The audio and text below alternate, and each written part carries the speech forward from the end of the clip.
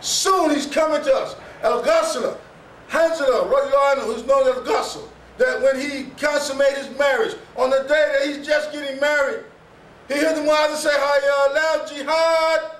He gets up from his wife while he's consummating his marriage and runs out to the battle to fight fi sabilillah and is slaughtered. Prophet sallallahu alaihi wasallam said that when they found Hanzala, that he saw his wives or the Huriyeen washing his body. And when they found his body, it was wet.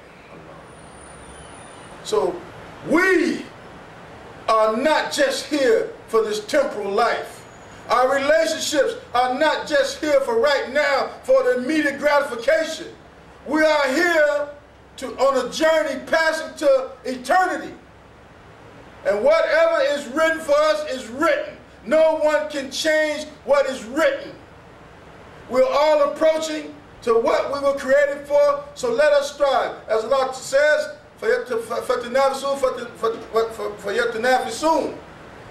let those who strive for what they are striving for, Nasrullah subhanahu wa ta'ala, tawbatan nasuha.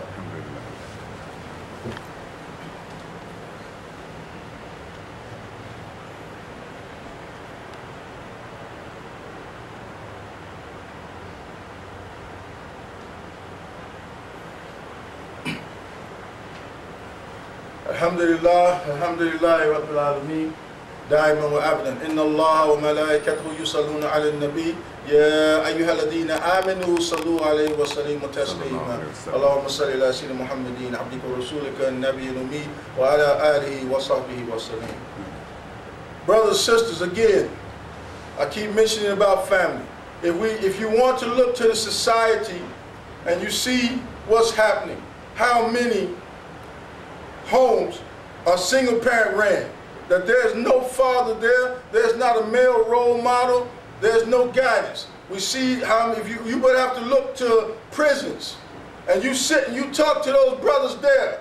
What's the root of you going to prison? I guarantee you the majority are going to say, I never had a father to teach me nothing else. I had to go on the street became my father. I had to learn how to hustle to survive. So the only cure for this is marriage, the establishment of family. Allah have created the man strong enough to maintain 2, 3, or 4 women as one family.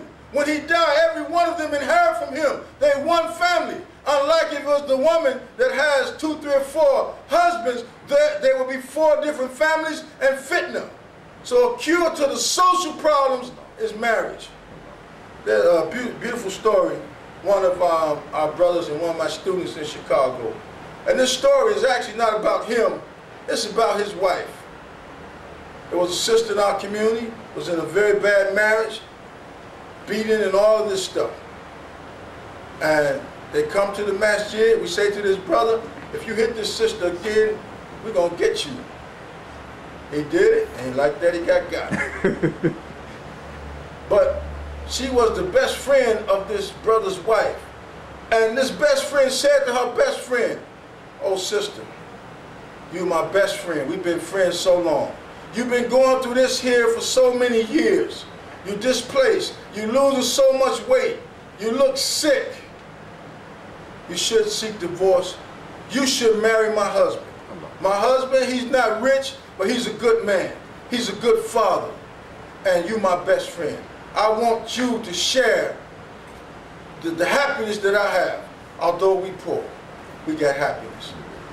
To this day, when you visit them, it's amazing. You'll think they were brought up in the East. They're one family. There's no division or nothing. And they poor, but they are happy. They're together. And when they started the marriage, they had maybe 6 children. Now number 10, 11 on the way. 10, 11 on the way. Because they recognize what the aim of with family. That we establish strong family ties. That through the family, the tribe has become strong. That through the tribe, the society, you get jiran, you get your neighbors. Everything starting from the nucleus of husband and wife. What got to happen in America, there has to be a strong push for marriage. And unfortunately, if you're just talking about American men, especially African American men, that 60% of all African American men, and this is not even count Muslim, but Muslim is higher, on some federal, state, or local supervision. You have a huge percentage now, they say on the down low, homosexual. You have another percentage that's just on drugs and this and that. So if the brothers that come from overseas don't start taking another wife, what's going to happen with all of the Muslim women, African American or Caucasian, American Muslim women? What's going to happen? I tell you what's going to happen. Not going to happen, what's happening now. We got a big homosexual problem in the Muslim community. We have promiscuity that's unheard of in the history of our Islam. Women wanting women, threesomes, foursomes, all of this foolish stupidity that we should be ashamed of. But Allah Ta'ala, He want what's good. Allah says, La taqrabu az-zina innahu kana fahishatan wa sa'a sabila. Don't go near adultery and fornication. He didn't say don't do it, don't go near it. And sometimes people don't realize that woman and woman, that's also zina. A man who got 2 women, that's zina. All these things happen in Ummah. I'm in Chicago, brother come and say to me, oh, what I'm going to do? This man just brought another man home to sleep with his wife. I'm like, stop. I don't want to hear no more. Because this is what's happening in the Ummah. What's the cure for it? Marriage. Brothers got to start marrying more than one wife. Sisters have to get over their jealousy and begin to look for the bigger picture, the establishment of the Islamic family here in America. If we were to look to most of the imams in the indigenous community, most of them approaching 70 years old, or most of them sick. My fear that Allah raised the people up that's there now, the Imam Siraj, the Imam Hanafis, Imam Jamil, Imam Waruddin, all these people, you see it's happening. What's going to happen to the community when this stuff even now is rampant? Haram is justified in everything we do. So the cure is the establishment of family. Family. And brothers, we got to get off the ball. There was a man who was in the time of the Prophet ﷺ. He's in the masjid all day, making extra salah and all of this. And the people praising this man. The Prophet ﷺ, he come, he say, who's taking care of this man? How is this man eating on it? They say, we are Ya Rasulullah. The Prophet ﷺ talked to him, brother, do you have something that you can sell or something like this? No, I don't have nothing. Prophet, take a pot. Who will buy this pot right here so I can give to this brother, give him the money? Somebody bought the pot. The brother he said, go buy sticks. Take sticks and stuff like this, firewood and all this and sell it. The brother became very wealthy. We have to develop business, trade, something to sustain ourselves and families, and to not just be comfortable marrying one woman. We are free. We are free. We are free.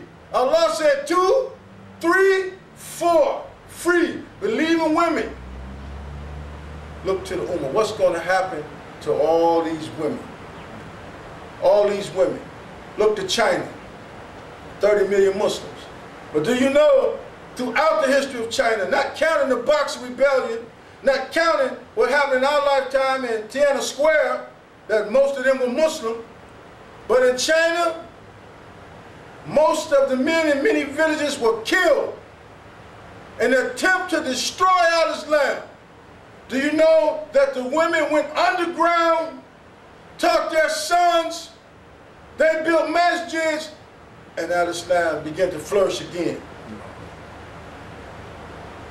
In Russia, Chechen, Muslim men killed off. The Muslim women have to take mortar rounds, packing them on their shoulders, and saying if our men are dead and if they can't defend Islam and the Muslims, we'll do it.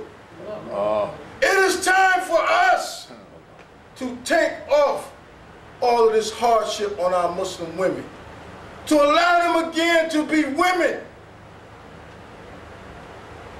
and not to be wool man, to let them be women again, to be mothers, to be wives, to be in their house cooking and doing the things that women do, and not having to do the things that men's supposed to do. Because we as men fail to step to the plate, to marry, to work, to care for our families. The Ummah right now is suffering. And we have to, every one of us have to indict ourselves. Because we're sitting around here for the love of women saying, no, I'm not going to marry because you don't like it.